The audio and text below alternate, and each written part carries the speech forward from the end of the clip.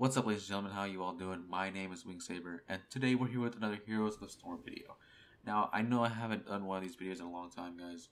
Honestly, it's because I've been getting a little bored of the game with the direction that Blizzard has been taking it, but recently I saw how much you guys liked the Genji video with the tips and tricks, so I'd like to bring out another one of those videos.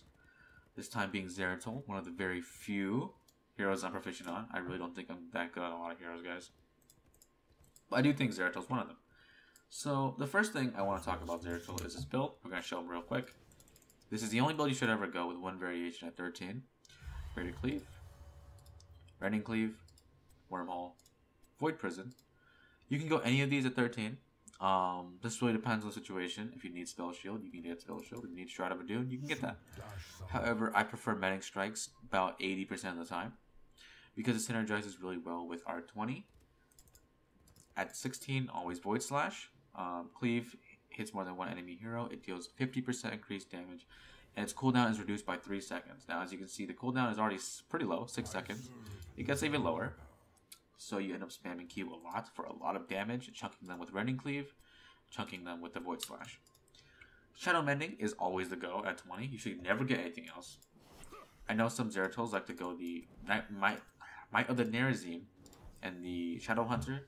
Don't take this, because if you're watching the video, you're probably not good enough to use it. I don't even think I'm good enough to use it. Highly do not recommend that build. Anything else, you're trolling. Now, let's show the power of this build real quick. I'm going to take some damage. Right, so late game, what happens with Zeratul is that he heals out of his mind. I'm sure you guys already know this, but once you get late game and you get your Void Slash, your Shadow Mending, and your Rending Cleave combo, it's going to heal you pretty much to full. And you heal even off of the Rending Cleave damage, which deals a dot over 3 seconds. Now, 3 seconds is the magic number for Zeratul.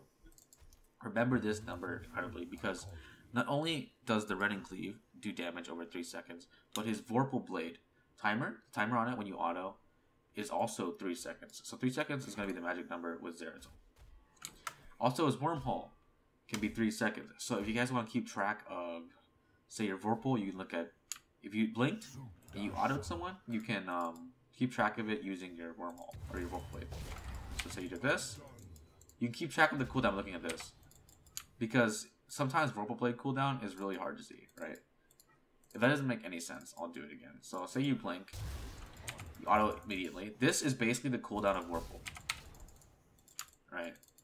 And if I were to... Wait, I didn't toggle? Whatever.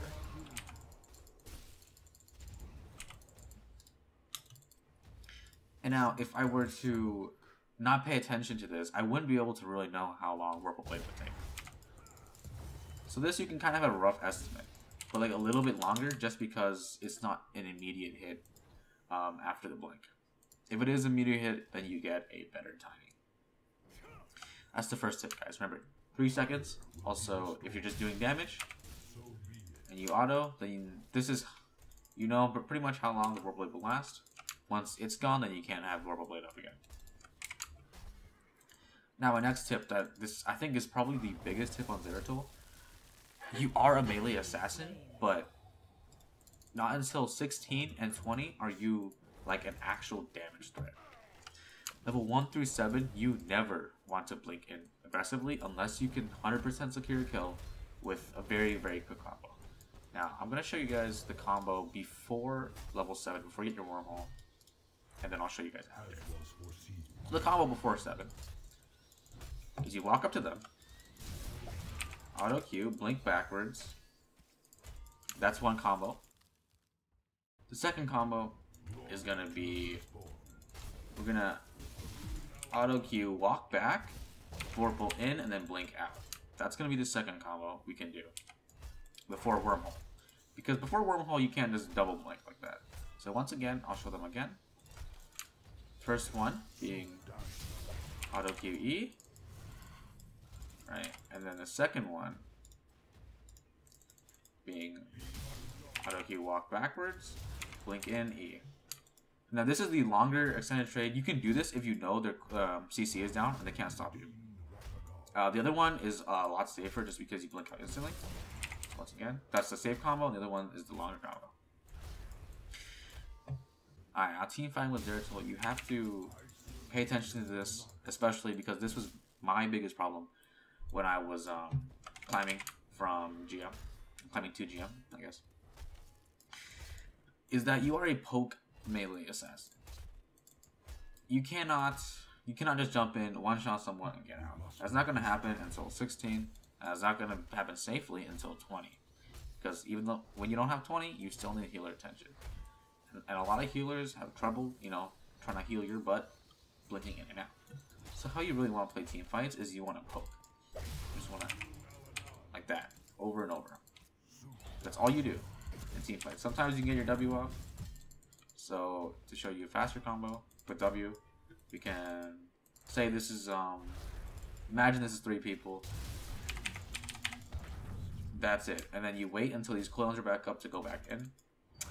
You can also, after 16, what you can actually do is you can use Void Prison to extend your Q. So you can hold out there. And once your Void Prison is up, Q's back up. This would be back up even sooner if you had multiple targets. So let's do it on the dummies to show you guys exactly how it looks. So what you're going to do here is you're going to do the combo, Void Prison, Q's back up, and then you get another barrage of damage on these 3 targets. Now you can also just hold it for your team to come, but that's one way to outplay people because they don't expect 1, the Shadow Mending heal, and 2, the amount of damage you can get from 2 Void Slashes, or 2 Cleaves, sorry, in a row. Now, okay. This is kind of a niche trick you can do, but you can actually use Void Prison to save your allies and not get them killed for once. Say for instance someone's getting Pyroblasted, you can Void Prison to stop the Pyroblast. You cannot Void Prison yourself, it doesn't work. You can only Void Prison your structures and your allies. Void Prison structures to stop everything coming. You can also Void Prison your own minions, but you cannot Void Prison yourself, so don't try to dodge with that.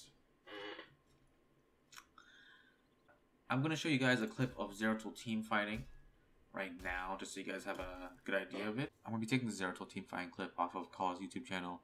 Shoutouts to Kalla, I'll leave his YouTube in the description below, but this is a replay that me and him did a couple of months back. And yeah, that's going to be it for today's video, guys. I hope you guys enjoyed it. I hope it helped you out in your Zeratul gameplay. That's going to be it from me. See you guys. Peace. Holy, they are selling out for Hanzo.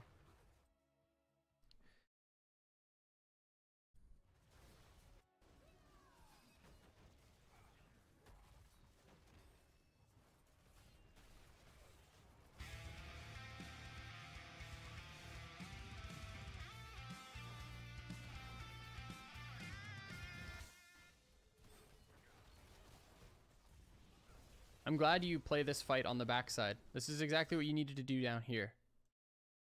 Honestly, there's not much more that you can do in this fight, except for just look for Wormhole Chunk. I think what you did there is actually really, really good.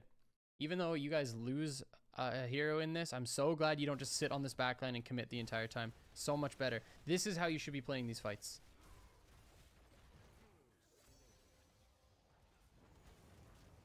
That's actually super good. Just because the fight doesn't look good doesn't mean you have to try to carry it. So nice job.